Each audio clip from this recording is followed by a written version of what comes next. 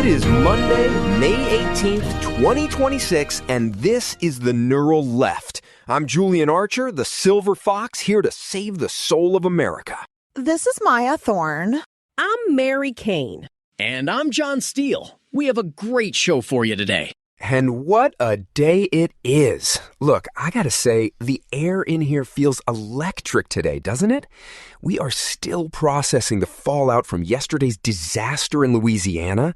The GOP just fully purged anyone with a conscience. And don't even get me started on that billion-dollar ballroom the White House tried to sneak through while the country's infrastructure is literally crumbling. But today, the fight for the Republic takes a sharper turn. It's always a turn, Julian, usually into a ditch. Well, we're going to pull it out of the ditch. We've got a solid show today, everyone. We're diving into a horrific labor crisis that the GOP is trying to paper over with legal immunity, a massive surge in Democratic turnout that has Brian Kemp shaking in his boots, and we're going to talk about some literal toxic sludge in Oklahoma. It's a busy one, folks. Strap in. Look, I want to start with something that's making my blood boil because it involves the people who actually build this country getting discarded like yesterday's trash. We're talking about the silicosis epidemic. Ugh, the lung grinder. Exactly, John. Look, according to the California Department of Public Health, we are seeing a case surge that is just... it's grotesque. We're at 519 cases of silicosis among countertop workers as of February. That's up from 77 just 3 years ago. It's giving Victorian-era coal mine, but make it HGTV. Like, we're unaliving people for quartz countertops? No, literally. These engineered stone slabs, the ones everyone wants for their dream kitchen, they're 93% silica. Granite is 45. When you cut it dry, you're breathing in tiny glass shards that shred your lungs from the inside out. We've got 25 workers dead, 54 needing lung transplants. Most of them are young immigrant men in their mid-40s. It is absurd. It's a death sentence for aesthetic choice. And Mary, let me guess, the Party of Life has a plan to help these workers, right? Oh, Julian, you're such a comic. No, they have H.R. 5437, the Protection of Lawful Commerce in Stone Slab Products Act. Are you kidding me with I this? am not. The House Judiciary Committee is pushing this right now. It basically grants the manufacturers and the sellers total civil immunity. If a worker gets sick because the shop didn't provide water for wet cutting or proper masks, tough luck. You can't sue the people who made the poison. It's legislative constipation. They're blocking the only avenue for justice. I mean, I'm up at the farm looking at Mitch, my goat, not the senator, and even the goat knows that if you sell something that kills people, you should be on the hook for it. Low-key, it's the ultimate corporate shield arc. 25% of shops are still dry cutting because it's faster and cheaper, and the GOP is basically saying bet to the companies and rest in peace to the workers. It's the same plumbing, John. If you don't fix the leak at the source, the manufacturers who know this stuff is lethal, you're just going to keep flooding the morgue. OSHA and NIOSH have issued alerts, but without the teeth of liability, these shops just keep grinding lungs into dust. Speaking of things erupting from the ground that shouldn't be there, look, we need to talk about Oklahoma. I was reading this ProPublica report this morning, and I almost threw my espresso at the wall. Careful, John. That machine costs more than my first car. It's worth it. Look, Oklahoma is having what they call toxic purges. It sounds like a horror movie, but it's real life.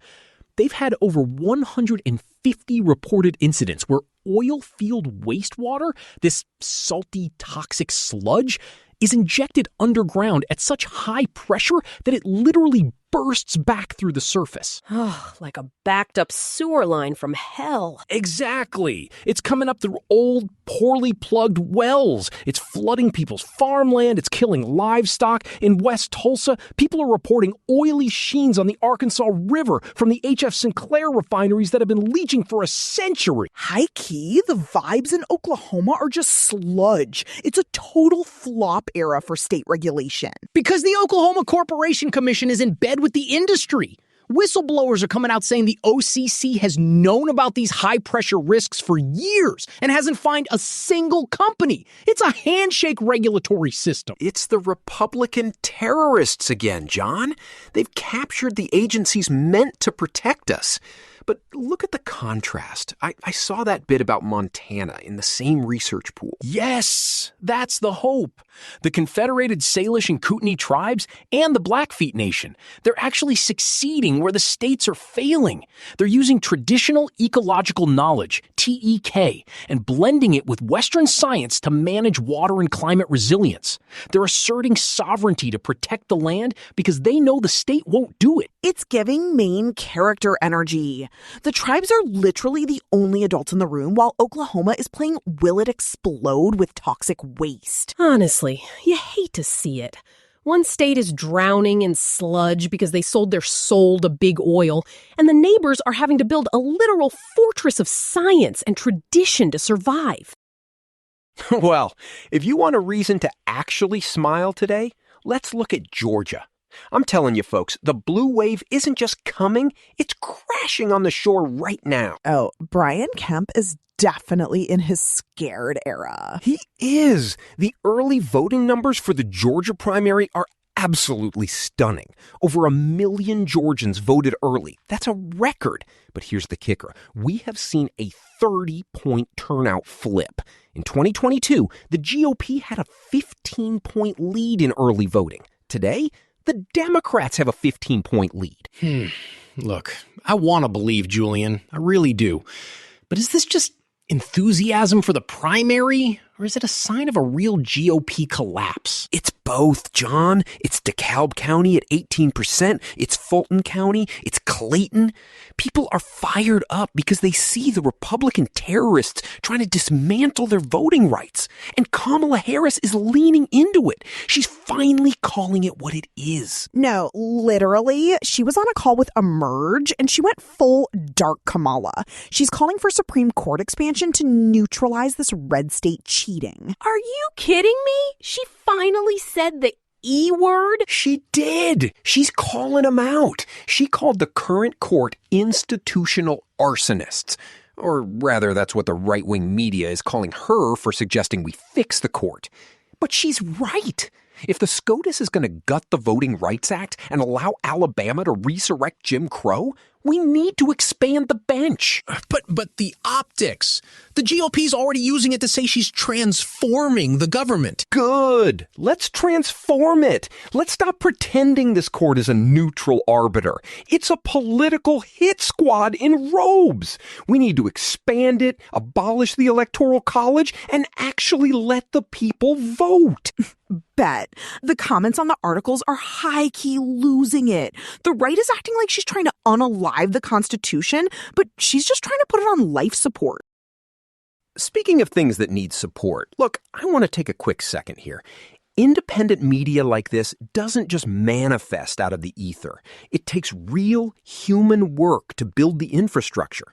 We are 100% here because of the vision and the grind of our creator, Eric Christensen at Neural Network Media. He's not a media conglomerate. He's a builder who poured his own resources and time into creating this platform so we could have these conversations. He's a good kid. Keeps the lights on, even when we're yelling at each other. He does. And if you value independent voices over corporate algorithms, please like, subscribe, and consider visiting our new Patreon at patreon.com/Neural Network Media to support this work. It's an act of solidarity that keeps the lights on and the servers running. We need you with us.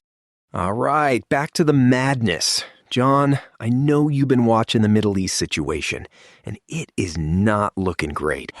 It's terrifying, Julian. I'm losing sleep. Trump has a Situation Room meeting scheduled for tomorrow, Tuesday, to review military options against Iran. He's moving from ceasefire to Operation Epic Fury. Wait, Epic Fury? Is that a real name, or did he just let an AI name his war? Probably both. He's been on Truth Social posting AI-generated images of American flags over Tehran and simulated footage of the Space Force. The Space Force! Launching orbital strikes. Are you kidding me with this guy? He's using fake movies to start a real war? Yes, he had a 30-minute call with Netanyahu, and now the clock is ticking. Netanyahu briefed his security cabinet immediately. They're planning a joint offensive. It's Maximum Pressure 2.0, but this time with more Truth Social posts and less actual diplomacy. It's a theatrical production for him. He's treating a potential global conflict like a season finale of a reality show. It's high-key terrifying. The clock is ticking posts. It's giving end times energy. And he's blaming Obama and Newsom for it? Like, how?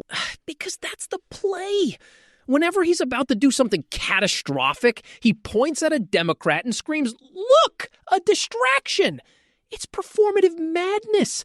He's using AI-generated naval battles to prime the base for a bloodbath. It's a war on reality, Julian.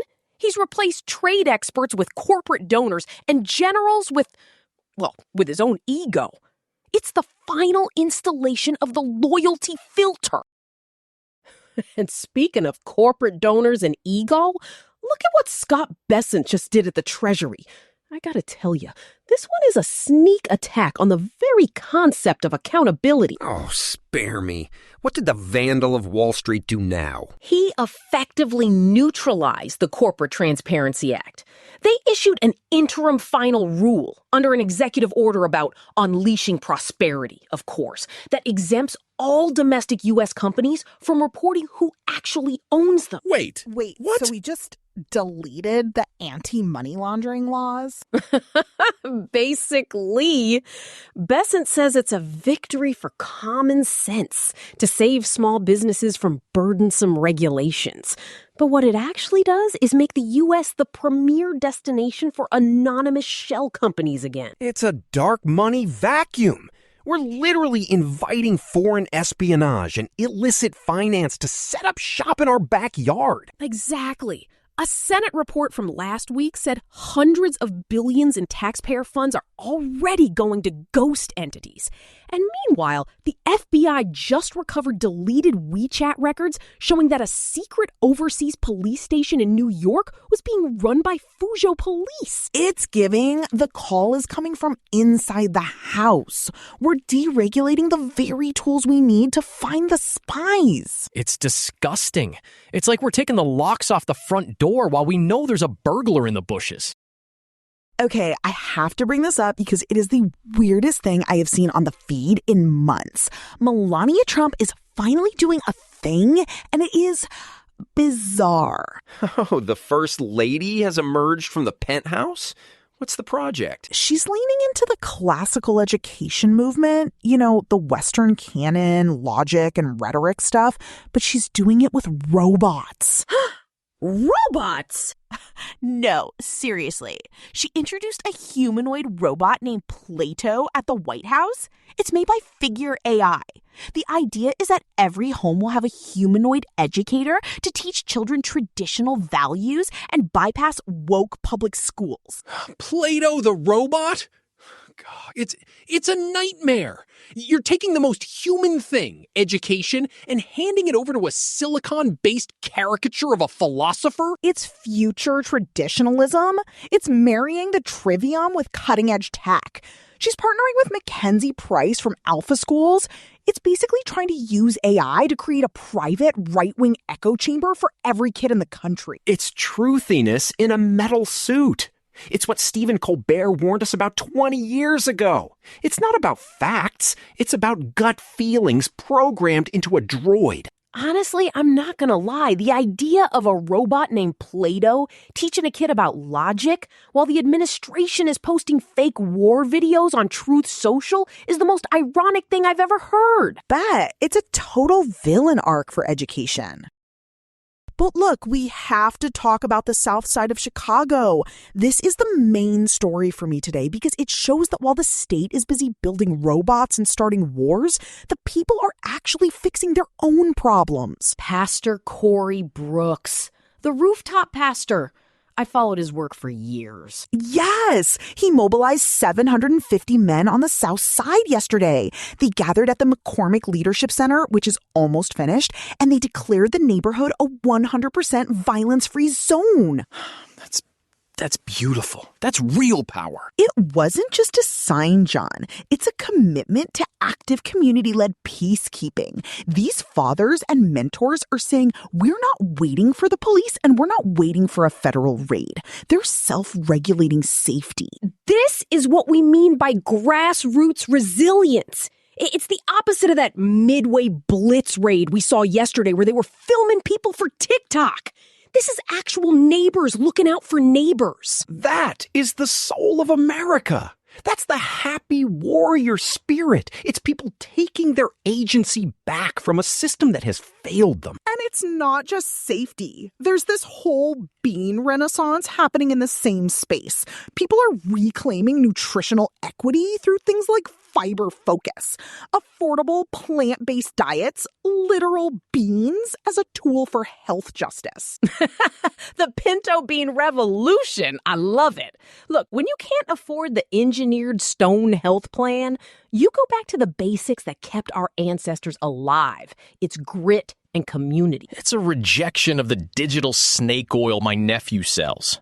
It's real food, real safety, real people. Makes me feel like there's a chance we might actually survive this. No, literally. The community is out here doing the work while the GOP is trying to grant immunity to the people killing them. It's a stark contrast. It is the defining struggle of our time. The people versus the vandals. And as long as Pastor Brooks and those 750 men are standing on that block, I have hope. That does it for today's show. We've covered everything from the GOP's attempt to legalize the slow death of our workers to the incredible rising tide of Democratic power in Georgia. Remember, the soul of America isn't just a phrase. It's what those men in Chicago are building every single day. Stay fired up. Stay on the call. Bye. We're the Neural